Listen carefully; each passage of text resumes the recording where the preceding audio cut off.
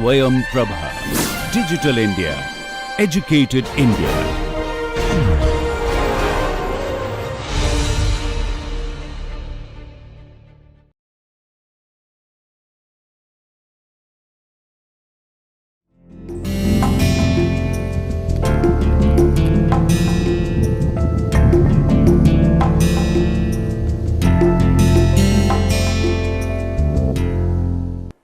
So, friends, in the course on production and operations management, we talked about the basic concepts of production and operations management. Then as a second unit, we talk about design of products, services and selection of processes. Then we took the unit of plant location and layout and followed by line balancing. Now, we find that with these activities, our factory is in place. That means, we have decided the location of the plant, we have established the various facilities which are required, we have laid out the facilities also. Now, we need to find out how much unit need to be produced.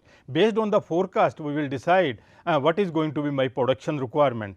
But I have to caution that here, but the forecasting is not only required for operating the system, even for designing the system, how many machines I should have, and other decisions, location decisions as well as layout decisions are also influenced by the demand forecasting. So, demand forecasting in a way is a basic input required to any planning activity. Whenever you want to plan any activity, the first information which you need is what is expected, what need to be done, and that is coming through the concept of demand forecasting. It can be done in a formal manner, just like as a forecasting models, or you may predict something. So, we will talk about that. Here in this, our scope is more as a scientific way of forecasting. That is why we are using the term forecasting, we are not using the term prediction. You might have heard there also it is a scientific approach. So, here in demand forecasting also scientific approach. So, what is the purpose of this forecasting? Demand forecasting is the given situation, real life situation is highly unpredictable. Our job is to detect and uncover the underlying patterns of demand in a given situation. Demand may be random in nature, demand can be random in nature. So, we have to try to find out what are the patterns behind this, so that we can detect those patterns. Based on that, we can decide what is going to be my future demand, what is going to be demand in the coming period, and based on that I can upgrade my capacity, I can select the appropriate vendors, I can give the purchase orders, I can arrange for the materials, I can arrange for the equipment, manpower, and I can do the production planning based on that. So, in that way, based on the demand forecasting, by understanding the underlying pattern behind the demand. So, we will try to detect those patterns, and based on that we see that what is expected in the coming year, what is going to be the demand of a given product in short period also. We will talk at 3 levels. One is the short term, that is 0 to 3 months. This is more required for operational decisions. Then there is a medium term, which is 3 months to 12 months. This is more required for capacity planning, manpower planning, so that if there is a change in the demand in the coming period, you can increase or decrease the capacity, you can increase or decrease the manpower. Then there is a long term forecasting. The long term forecasting is more than 1 year, maybe for up to 20 years, 5 years, or say this thing more than 1 year. This forecast is required for purpose of selection of the product, which product I should manufacture, in which business I should operate. And then this is also required to find out the location of the factory, the layout of the factory, as well as to decide the marketing strategies, development of the vendors, ancillaries, etc., etc. So, long term forecast is used for the purpose of strategic decisions, and medium term is for tactical decisions, and short term is for operational decisions. So, all operational decisions, that how many units of a particular model I should manufacture, it will be taken based on the coming 3 months of forecast. On the other hand, strategic decision related to selection of the product, selection of the technology, whether I should go for a manual technology or I should go for fully automatic technology, what should be the size of the plant, capacity planning, all these decisions are strategic in nature. Just giving you a thought on this, how to decide a particular decision is strategic or operational. We can decide based on the 3 dimensions. Dimension 1 is impact, time impact, for how much period that decision is having a impact. If the impact is for a short period, just like for 1 day, 2 day, 5 days, 10 days, then it is a operational decision. On the other hand, if the impact is for next 5 years, 10 years, 20 years, then it is a strategic decision. Just like selecting a course after +2, whether I should go to science stream or art stream is a strategic decision. Taking admission after +2, selecting a career after graduation, or going into a startup or a job, these are all strategic decisions. Selecting a spouse is a strategic decision. So, because its impact is for a longer period. Second important dimension is how many people are getting affected, what is the effect, a span of affair, whether the effect is local, if it only few people, few departments are affected by your decision, maybe for a longer period, the decision may not be strategic. On the other hand, if whole of the organization, whole of the country is affected, maybe for a 5 minutes, that itself can be a strategic decision. So, second is how many persons, how many departments are getting affected by the decision. Third important dimension is cost to change the decision. What are the implications if I found that I have taken a wrong decision, what is the cost of changing the decision. If the cost of changing the decision is small, it is a operational decision, but if the cost of changing the decision is very high, then it is a strategic decision. Like location decision, the cost of changing the decision is very high. If you have selected a factory in lieu of certain incentive by the state government, maybe a free land, then but its operational cost may be very high, and you found that this location is not good, but you have set up the factory and all other things. Now, it may not be possible to change the location from city X to city Y, like that. So, that way its cost is very changing the decision is very high. So, we can decide based on these 3 dimensions whether a particular decision is operational or a particular decision is strategic. We will see that if it is a strategic decision, we have to take a long term forecast, we have to see what is the future of this particular location, what is the future of this particular product or service for next 5 years, 10 years, 20 years. On the other hand, if it is a short term decision, like you are going to a canteen, which particular food I should buy, it is a very operational decision, not having impact, and you can change also after half an hour or next day you can change your decision also. So, that way it is not a strategic decision, it is an operational decision, which shirt I should purchase or which particular route I should follow today for traveling from my residence to the institute or to my factory.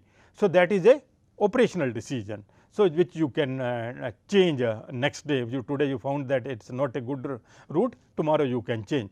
But selecting a car for your travel, that is a strategic decision. You cannot change your car if you find that this car is not meeting my requirement, you are not liking it, but you cannot change that. So, that way purchasing a car, purchasing a house is a strategic decision. Now, coming to the so, our purpose in forecasting is to detect the underlying pattern of the demand in a given situation. So, let us see some definitions. What is forecast? Forecast is an estimation of future event achieved by systematically, the keyword is systematically combining and casting forward in a predetermined way data about the past. So, we are having data about the past and we are systematically combining. When we say systematically combining, I decide which are the parameters I am going to take and at what interval I am going to take and how they are going to be collated together, how I am going them to cast it forward. All these things are in a predetermined way. So, it is a scientific approach, whether I am doing the forecasting or somebody else is doing the forecasting, both of us will lead to the same forecast. These days you might have heard the term predictive analysis and prediction. Prediction is very popularly used, especially in the context of artificial intelligence and machine learning. And many times we do the prediction about the weather also. Though in the newspaper we find always weather forecast, but when we predict as individuals, we are not saying forecast, we are more saying let us predict whether it is going to be rain or not. So, that is a prediction. What is the difference between forecast and prediction? We should be very clear that forecast is a scientific approach, where prediction has some subjective considerations also. In the forecast there is no subjective consideration, everything is objective in nature. Everything is objective in nature, whereas in this prediction there is some subjectiveness is involved. So, let us see what is prediction. Prediction is an estimate of future events. So, same prediction is also meant for estimate of future event, forecast is also an estimation of future event achieved through subjective consideration.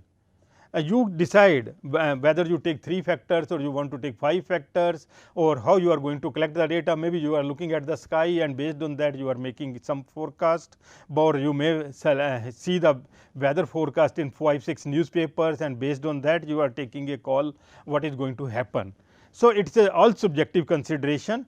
Along with the past data also, you are considering that last year the rain starts in the month of June. So, now it is expected in the June, something like that. So, you are using the past data also, you are looking the weather also of last 4-5 years, 4-5 days, whether it is more humidity or less humidity, how it is, or clouds are there, based on that you are taking a call.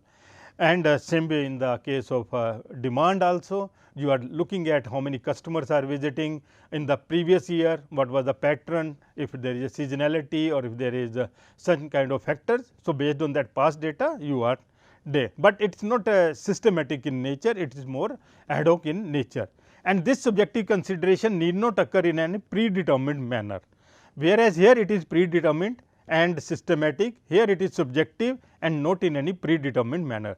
So, prediction is more a judgment kind of a thing, whereas forecast is more a scientific approach. Here the in the case of prediction, it is the expertise of the expert is very important, whereas in forecast it is more tools and softwares and scientific methods of measurement is important. So, friends, all major strategic decisions like growth strategy, portfolio strategy, positioning strategy and investment strategies are governed by the demand forecasting. So, we take the strategic decisions based on the forecast, and here we are using the long term forecast. Here we are using the long term forecast. The several operational decisions are also taken based on the forecast, like inventory control, logistics, distribution, and are also based on that. There are so many other things, manpower planning, etcetera. Also whether how many contractual workers I should keep, or these decisions are also taken based on the demand forecasting of a short term forecast.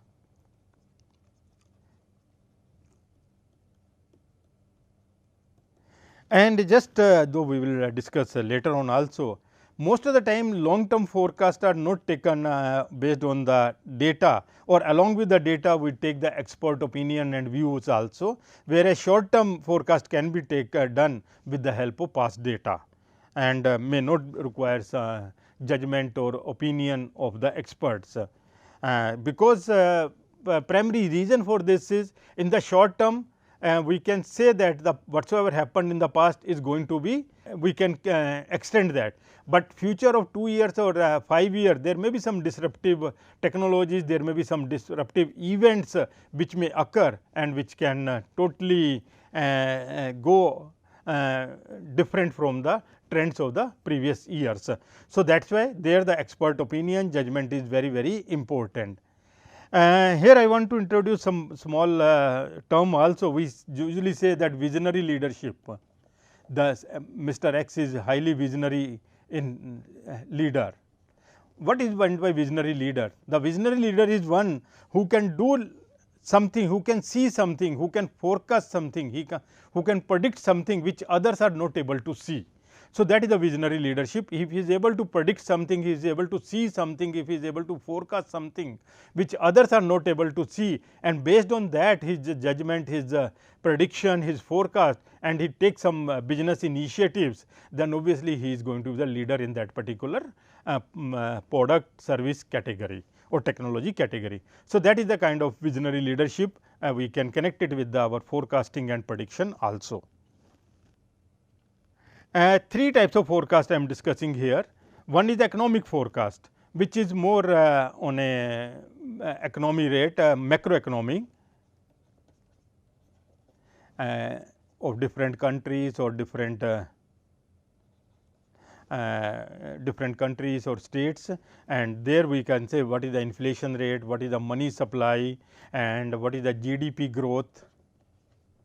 So, these are there we use the econometric models. In the scope of our today's lecture of demand forecasting, we are not going to consider the economic forecast. This is more dealt in the subjects of economics.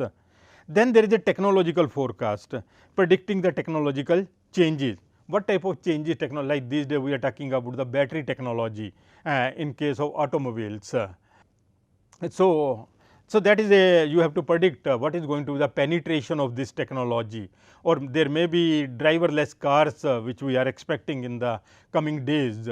So, that is the technology forecast. This also we are not considering within our scope, or a prediction of new products etcetera, like electric vehicles or other such kind of products, and we are not considering that. That is more coming under technology management and technology management domain. So, we are not considering this kind of a forecast also in our topic of demand forecasting. Yes, this is the area where we are talking about the demand forecast, predicting the demand of existing products. We are whatsoever you are manufacturing or you want to manufacture, the products are existing in the society, in the economy, and we want to predict the demand of these products, the sales of these existing products. So, in this chapter, this unit, in this our discussions, we will talk about only the existing products. So, we are having some data about their previous periods, and based on that we will predict or we will forecast. And now, I hope you have very clear that why this forecasting is important, why we should do the demand forecasting. It is a backbone of production and operations management. You cannot do anything if you do not have any idea about what is expected from the production system or a service system. Take even a restaurant. A restaurant has to decide how many seats it should keep, how many tables, seats he should have, how many waiters he should have, what should be the size of the kitchen. All such things to be decided based on the forecast only, how many persons are expected at your restaurant. So, like that. So, based on the forecast only, all the design decisions, planning decisions, as well as improvement decisions are taken based on that. When we say management, I said earlier also, it has three aspects. One is designing the system, planning the system, controlling the system, and then improving the system. For all three purposes, we need the forecast. Without forecast, you cannot improve. Without forecast, technological forecast or marketing forecast, you cannot improve. Then you have to have, for the purpose of design as well as planning, you need a forecast. For the purpose of system control also, to some extent, I am saying to some extent, forecast is required. Now, let us see some of the applications. As I said, product selection and design, which product I should enter into if you are starting a business. So, which product I should enter into. So, it has to be based on the forecast, what is the expected demand in the coming periods. Then the process design also, whether I should have a mass production layout or a batch production layout or a job shop, depending upon the demand patterns. If the volumes are high, if the volumes or quantity is high and variety is less, I can go for a mass production system. I can go for a mass production system. On the other hand, if my volumes are small and variety is very large, I can go for a job shop production system kind of a thing. So, I can go for a mass production flow line for this purpose. So, you have to decide based on the demand, if the volumes are high, variety is less, if the volumes are small, variety is less. So, based on that we have to decide what type of process I should design. Now, coming to the flexibility also, if you deal with the only limited variety and you find that I can meet the customers with the few standard models, then the flexibility is not required. On the other hand, if you are in a business of providing customized products or as per the choice of the customer, then you need a very high flexibility in the process. Capacity planning, how many machines, what size of machines, what production rate I should plan, that is also decided by the forecast. Vendor development, whether I should do the jobs in-house or I should go for outsourcing, and outsourcing also what type of vendor is required. So, all depends upon the forecast, how much is the demand. Materials management, all functions of materials management, warehousing, internal transports, inspection, etcetera, are governed by the demand, how much quantity I should keep in. All inventory control policies are going to be the based on the forecast. We will do the unit of inventory management. There the opening line will be the annual demand of an item is let us say 5,000 units. From where this 5,000 number came? This number came through the forecast only. This number came through the forecast only. If you see in the line balancing unit which we have discussed, there we said that production rate requirement is 300 computers per day. From where this number of 300 came? It came through the forecasting only. So, you will find that in all production planning situations, the forecast is one of the important input for the planning purpose. Similarly, the product mix, if you are manufacturing 3 models A, B and C or red, blue and green. So, you have to decide how many red cars I should manufacture, how many blue cars, how many green cars, all will depends upon the your forecast. Manpower planning, how many persons I should keep, I have given the example of a restaurant, how many waiters, how many chef I should keep, it will depend upon the expected demand. Then scheduling, sequencing, dispatching etcetera also to be worked out based on the expected demand, based on the forecasted demand. But very important, forecast is seldom perfect or rather correct. You cannot have absolutely correct forecast. There is going to be some error, but at the same time you cannot plan anything if you do not have the forecast. So, that is the reality that it is not possible to have a good perfect forecast, but at the same time you cannot do any planning without the forecast. So, the best answer for this is you start your activity with some kind of a forecast. As you move forward in the time frame, as things becoming happening, you will find you can keep on correcting. Here the error may be plus minus 20%. You have forecasted something, actual may turns out to be more than 20% or less by a 20%. As you move forward, as the customers start coming in, you will further consolidate. You will find that now the error has reduced to plus minus 10. So, you keep on doing the course correction. As you move further also, you will find the error is reduced to plus minus 5%, 2% only. So, like this. So, you start with some forecast, as you move forward keep on correcting your forecast, and that is the best way of using the forecast and best way of operating the business, especially for innovative products, fashion products, seasonal products, fashion products. You have launched some new style in the dresses and you are not sure how many units I should produce, I should take to the market. You come with some forecast, and as the customers start coming in, there may be a huge demand, there may be less than expected demand. So, based on that you keep on doing your course correction. Then most forecasting method assume that there is some underlying stability in the system. Though there is no stability, we make certain assumptions while doing the forecasting, but in actual it is totally ruthless and it can change in any manner. So, but we for the sake of modeling and for the sake of forecasting, we make certain assumptions in that. Those assumptions may totally be wrong, may not be true. So, but we are taking some assumption, we are saying some stability in the system. Then important point, both product family and aggregated forecast are more accurate than individual product forecast. Suppose you are manufacturing, let us say, car manufacturing unit.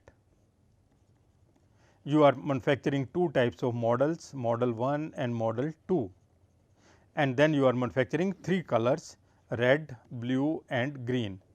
Now, you can do a forecast of complete family of cars. For your organization, you are saying you are manufacturing roughly, let us say, 5 lakh cars per year. And then you can say that okay, for the last data 3 years data is 5 lakh 10,000, 4 lakh 80,000, 5 lakh, and what is going to be the my forecast for the fourth period. This is my demand, actual demand for 3 years, and then what is my forecast for the fourth period. So, like this you are talking about the complete as a aggregate level, as a product family level, aggregate level. There can be another case, you say that the demand of model 1 red color, in period 1 demand was 200 cars, in period 2 demand is 250, in period 3 demand was 210. What is going to be my forecast here? You will find that this forecast is more accurate. This forecast is more accurate as compared to this forecast. If you do the forecast of all the 6 items individually, you will find there is lot of error as compared to when you do this aggregated forecast. But obviously, for the short term production plans etc., you need the model level, color level forecast. For the purpose of overall planning, funds requirement, space requirement, manpower requirement, you need the aggregate forecast. So, for so both types of forecast are required, but we have to keep in mind that this aggregated forecast is more accurate as compared to the forecast of individual products. So, that is just you have to keep in mind, this is that is why it is realities of forecasting. This is a reality that aggregated forecast is more accurate as compared to the individual items forecast. Similarly, we can say the same example on a long term basis also. If you are making a forecast for 1 year, you will find the accuracy is more as compared to if you are doing on a daily basis forecast. Day to day forecast may have a slightly more error, but here on a 1 year basis you may find that day to day variations are getting evened out and you are having a more stable forecast, more accurate forecast on a 1 year period. But obviously, if you are talking about 5 year or 10 year period, then because some other external factor may crop in and you may have more forecast error, or rather than 1 year also I say that if you are making a 1 month forecast vis-a-vis 1 day forecast, 1 month forecast will be more accurate as compared to a day to day forecast. Now, coming to the forecasting techniques, there are two sets of techniques. One we can call it qualitative techniques, another we can say quantitative techniques.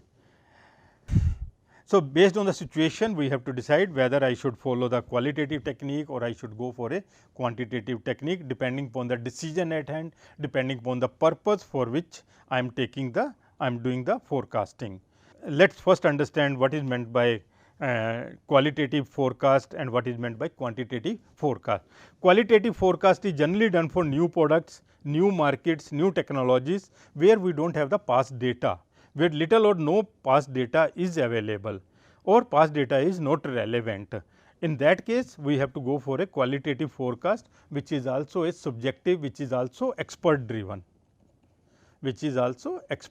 driven, subjective in nature. Okay. The techniques which you are going to study at the fag end of this session, of this unit, that is brainstorming, questionnaire survey, Delphi method, managerial judgment. There may be many more such kind of techniques you will find in idea generation literature and in knowledge management literature. You will find there are several techniques by which you can generate the ideas, you can take the opinions of the experts or other public or the persons who are relevant with the situation, we can take in several ways. So, here in this unit, we will study these 4 techniques, 4 methods of qualitative forecasting. In the brainstorming, we invite the experts and have a throw our idea that what is going to be the demand of electric vehicles in next 6 months, in next 5 years, in next 10 years, like that. Then we also can ask what type of charging infrastructure is going to come in next 2 years, 3 years or something like that. So, based on that, and then we generate the ideas and then we discuss on those ideas and we decide on the issue which is at hand. Whereas, in questionnaire survey, we seek the opinion of the respondents, experts or general public about the issue, and based on that we see, we try to predict, we try to forecast what is going to be the expected demand.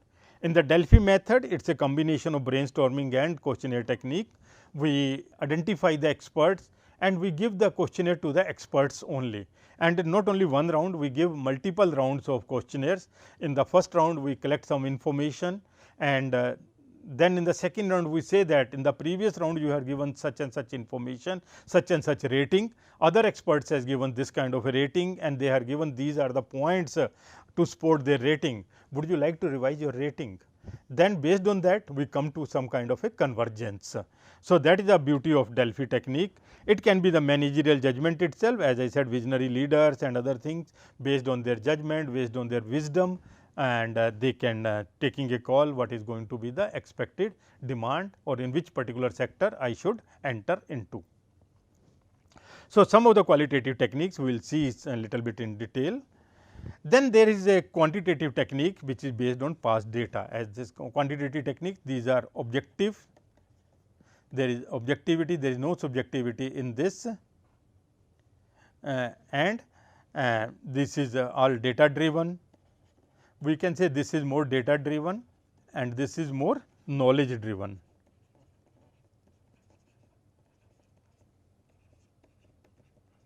We call database management system, we also call knowledge base management system. So, just to give you extended idea about quantitative techniques and qualitative techniques, and so past data of the product is available, or there is some evidence and past data of the relationship between the product demand and some variable is available. Not exactly the phones for the same product, but some related product or some other variable which is independent in nature, we are having some data, and also we are having some relationship between that independent variable and our demand of the product, existing product. So, in that case, based on that regression relationship, causal relationship, we can determine the demand of our product. So, we will do that. That will come under causal models or regression models, where there is a relationship between the product demand and some independent variable, like demand of cars may depend upon economic conditions, growth in GDP,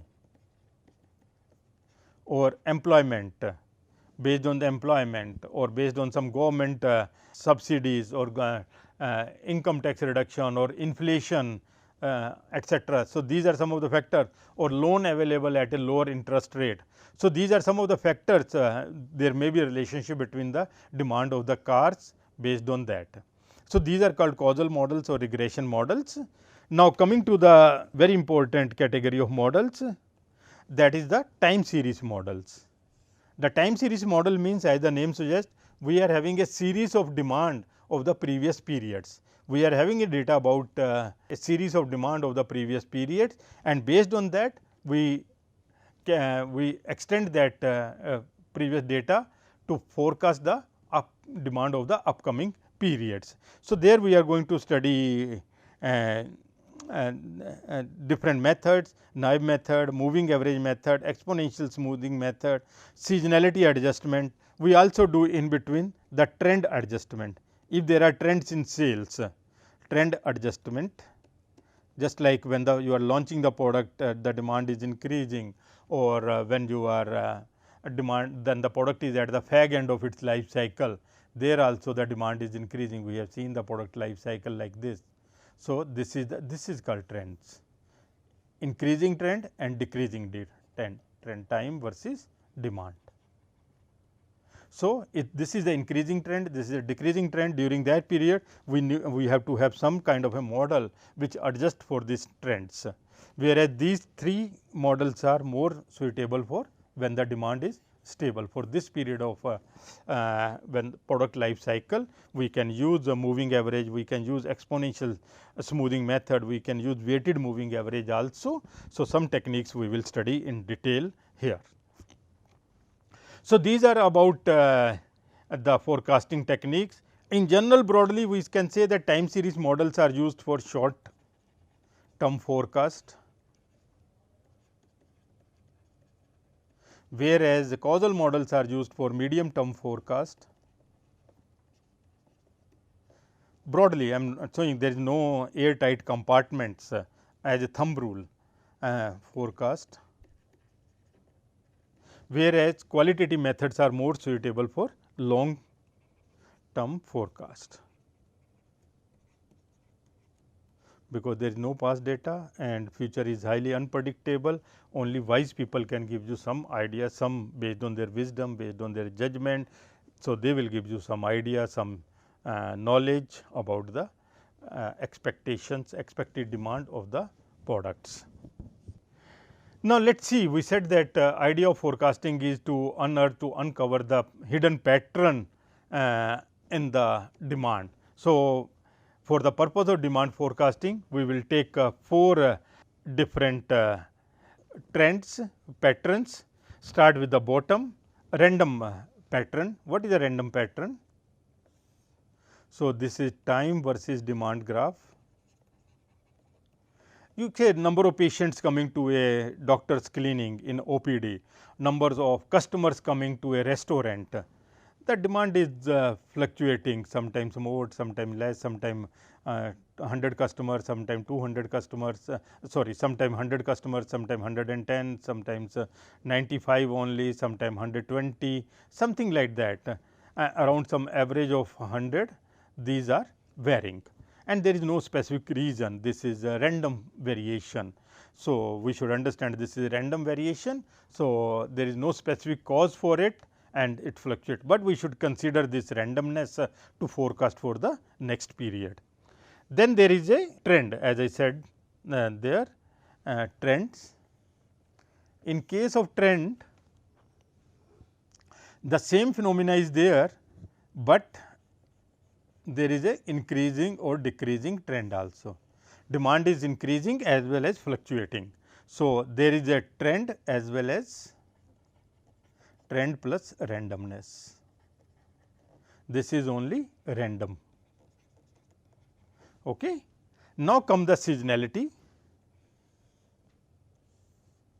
In case of seasonality, as the name suggests, there is a seasonality. So, this is the seasonality, like demand of air conditioners. In summer demand is high, then it will come down, and then in winter it is very low. Demand of air conditioners.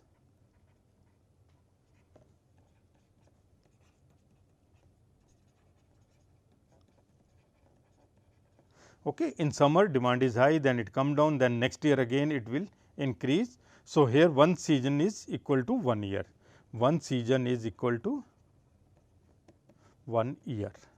Okay. So, that is the seasonality.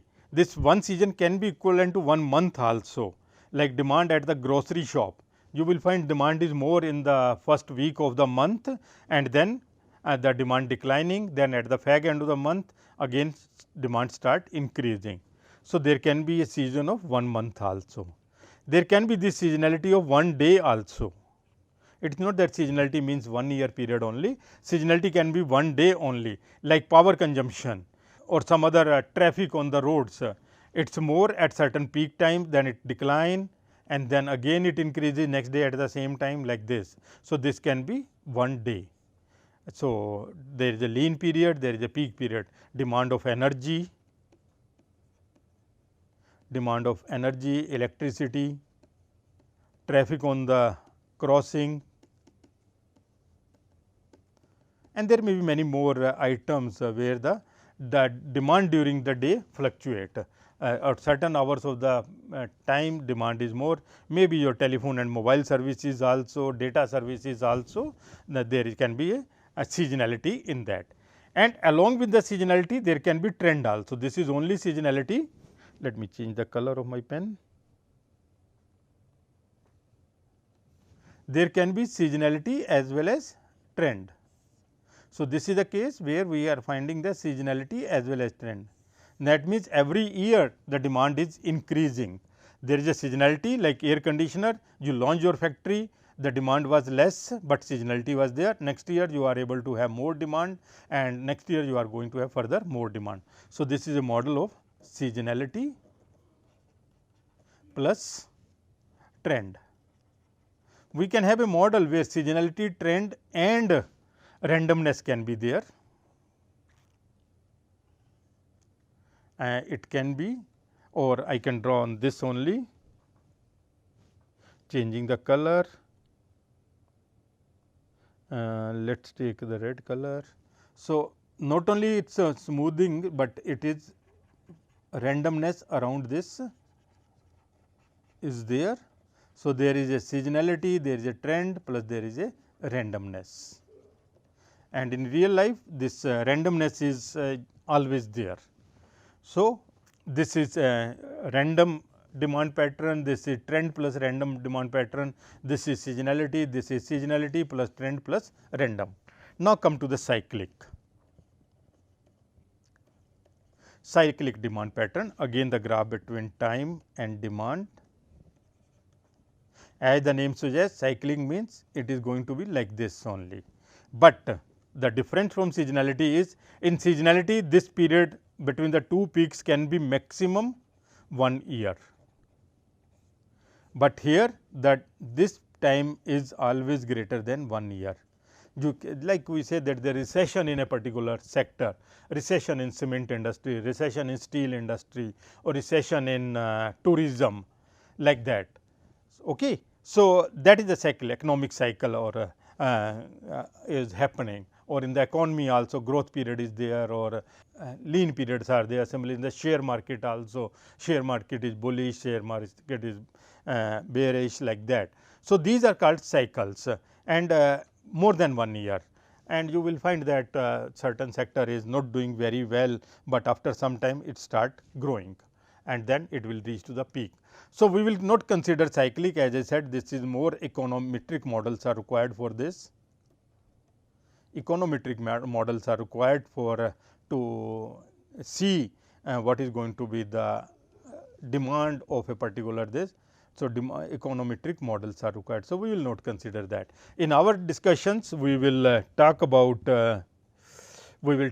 random variation, some models like name model, like moving average, weighted moving average,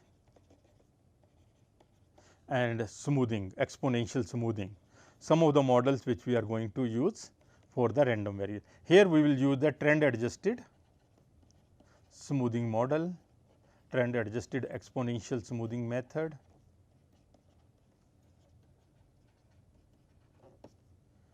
and here we are using the seasonality models.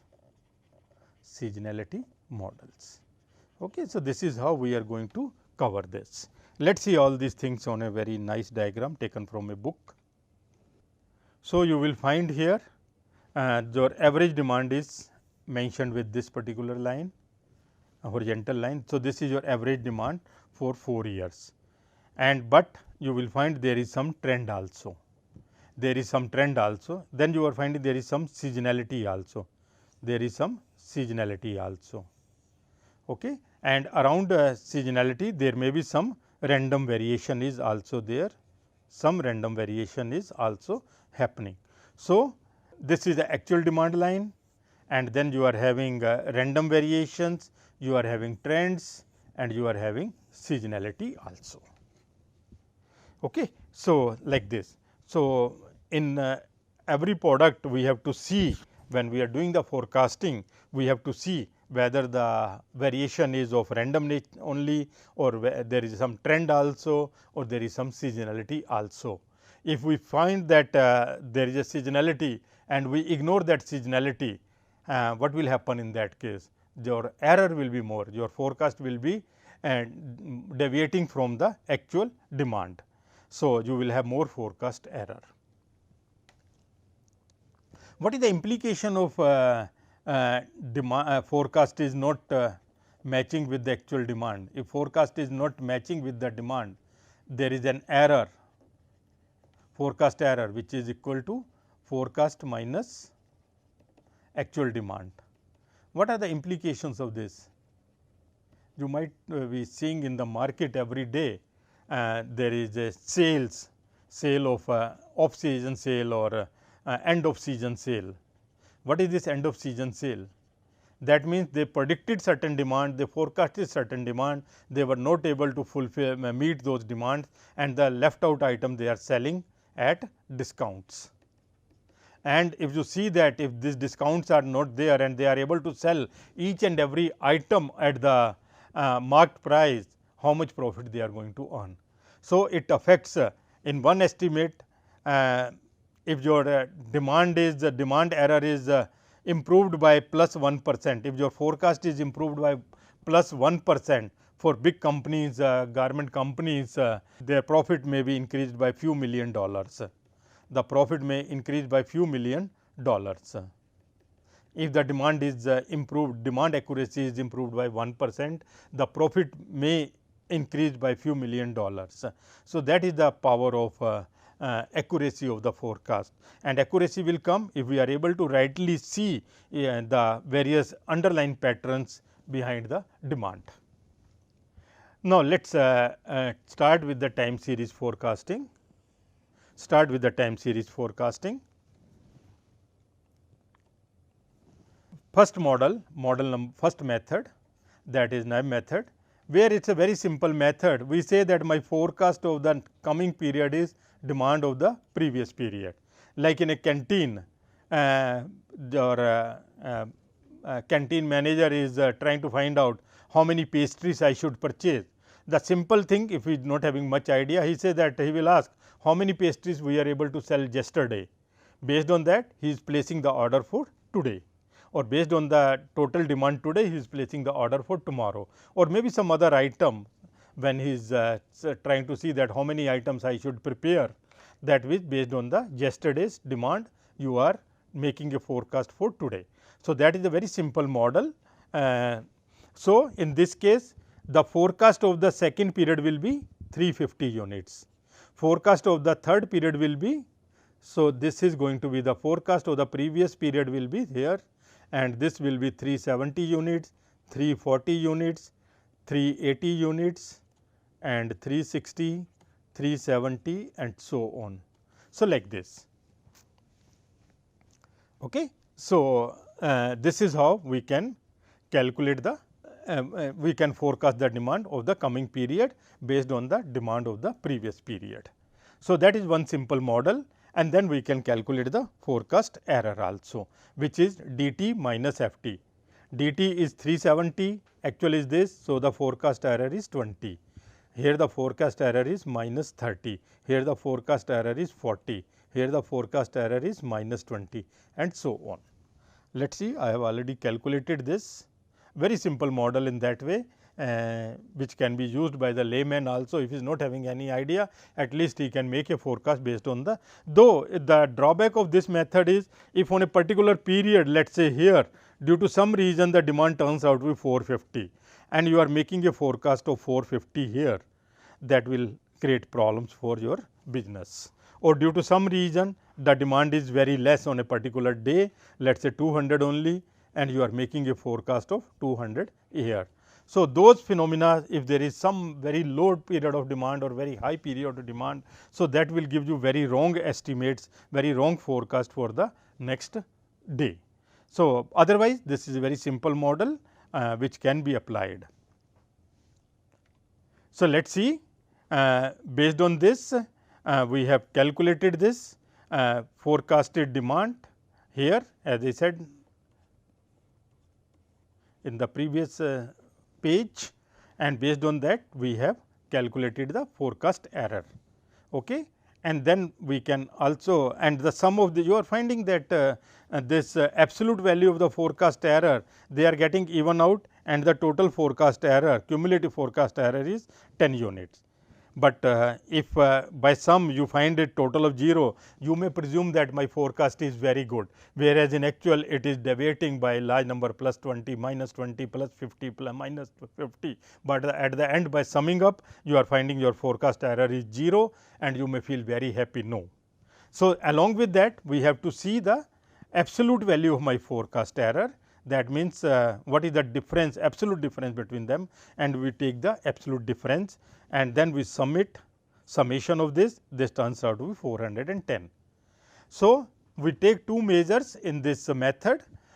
One is a cumulative forecast error, that is algebraic sum of the forecast error, and that turns out to be 10, and then mean absolute deviation, this turns out to be 410 divided by 14 observations are there. These are 14 observations, 1, 2, 3, 4, up to 14 observations are there. So, divided by 14. So, my average error is 29.3. So, I am my error is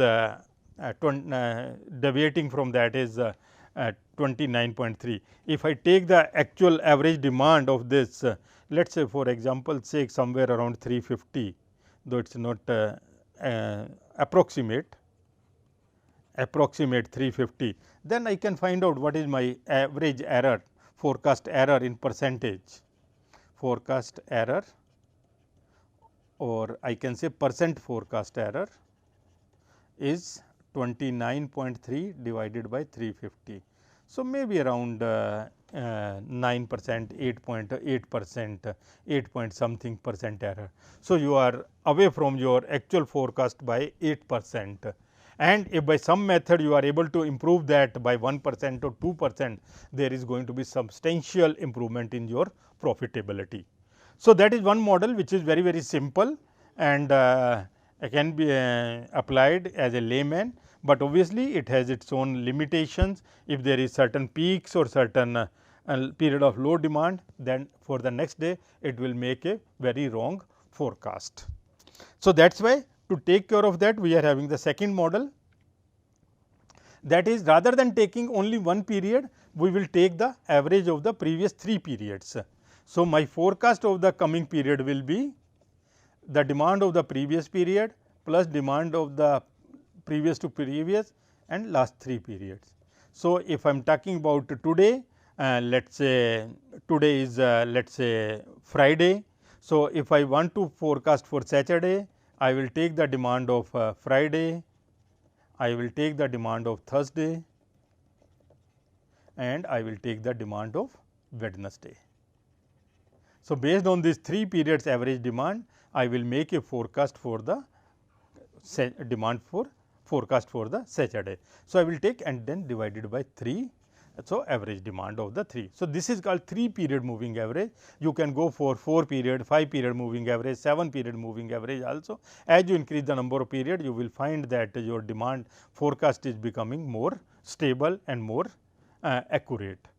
So, let us do some exercise here. So, for average of these 3 period will come here. So, what is the forecast of the 4th period? Forecast of the 4th period is demand of period 3, demand of period 2 plus demand of period 1, okay, divided by 3. So, this is equal to 340 plus 370 plus 350 divided by 3. So, this will be how much? 0,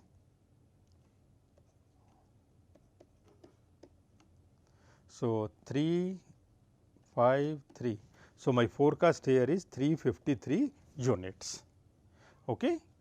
Similarly, for the forecast of my period number 5, forecast of the period 5 will be here. So, that is going to be the average of these 3 periods, and I will write here. Similarly, for the demand of the 6th period, I will take the average of for the 6th period, I will take the average of these 3 and will write here. So, like this I can keep on leaving one and adding one, that is it is called moving average method, 3 period moving average method. This small typing mistake, so we can correct it here. So, 3 period moving average method. Let us see. So, 353, 363 average of this, and then I can calculate the forecast error, and I can also calculate the absolute value of the forecast error.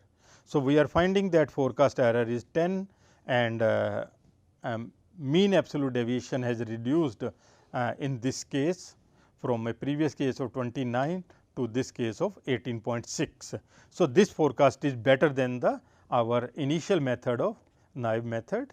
So, this forecast of 3 period moving average is better than the previous method in terms of mean absolute deviation. Now, if I take the again 350 approximate average demand, so my percentage forecast error